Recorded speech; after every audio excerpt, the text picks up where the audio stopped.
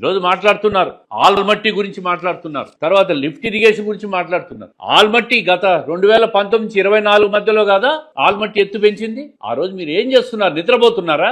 Vedavathi project కట్టారంట. Karnataka పరిసరాల్లో ప్రాజెక్టులు కట్టినప్పుడు మీరు ఏం చేస్తున్నారు? ఆ రోజు భారతీయ జనతా పార్టీ ప్రభుత్వం కర్ణాటకలో ఉంది, కేంద్ర ప్రభుత్వంతో మీరు మిత్రపక్షంలో ఉన్నారు. మరి ఎందుకు మీరు ఆపలేకపోయినారు? ఈ రోజు మా ఎన్డీఏ ప్రభుత్వం లేదు కర్ణాటకలో, కాంగ్రెస్ పార్టీ ఉంది. మీరు కాంగ్రెస్ నుంచి పుట్టి వచ్చిన పార్టీనే కదా మీది. కాంగ్రెస్ పార్టీ వాళ్ళతో మాట్లాడి మీరు ఆ ప్రాజెక్టులు ఆపేదానికి పోండి. మీ హయాంలో ప్రాజెక్టులు ప్రారంభిస్తే ఆ రోజు ఆపలేదు, కానీ ఇప్పుడు జరుగుతున్న ప్రాజెక్టులు నింద మాబేయాలని చూస్తారా?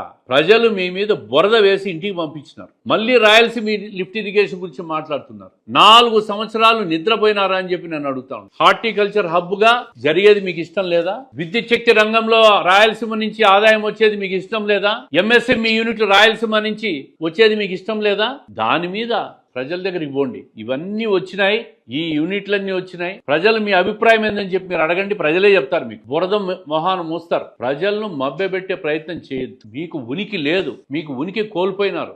ఉనికి కోసమే రౌండ్ టేబుల్ కాన్ఫరెన్స్ 2 సంవత్సరాల తర్వాత మీరు మొదలు పెట్టినారు. జగన్మోహన్ రెడ్డి గారిని చూస్తూ ఉన్నాం. ఆయన కడప బిడ్డ కాదు, కన్నడ బిడ్డ అని ఆ రోజే తేలిపోయింది అధికారం పోయినప్పుడే. అధికారంలో ఉన్నప్పుడు దోచుకున్న డబ్బు, దాచుకున్న పెట్టుబడులు ఇవన్నీ కర్ణాటకలో పెట్టేదానికి పోతాడు. అధికారం పోయిన తర్వాత పూర్తిగా ఆ ప్రాంతానికే పరిమితం అవుతాడు. మరి ఆ ప్రాంతంలో పరిమితమైన వ్యక్తి ఆ ప్రాంతంలో కడుతున్న ప్రాజెక్టులు ఆపేదానికి బొమ్మనండి. ఇవి చెయ్యకుండా రాయలసీమలో ఈ రోజు సెంటిమెంటల్ రగల్చి విద్వేషాలు పెంచి ప్రజలను రెచ్చగొట్టే ప్రయత్నం చేస్తూ ఉంటారు. సంతోషంగా ఉండారు రైతులు. రాయలసీమలో 17 రిజర్వాయర్లు ఉంటే ఈరోజు 335 టీఎంసీల నీళ్లున్నాయి. గత 10 సంవత్సరాలు 15 సంవత్సరాలు పరిశీలిస్తే ఏ సంవత్సరంలో కూడా జనవరి నెలలో 335 టీఎంసీలు నిల్వ ఉన్న పరిస్థితి ఎప్పుడూ లేదు. ఇది నీటిపారుదల మీద ఈ ప్రభుత్వానికి చంద్రబాబు నాయుడు గారికి ఉన్న పరిపాలన అనుభవం. మీడియం ఇరిగేషన్ ప్రాజెక్టులు 36 టీఎంసీలు ఈ రోజుకు నీటి నిల్వ ఉంది.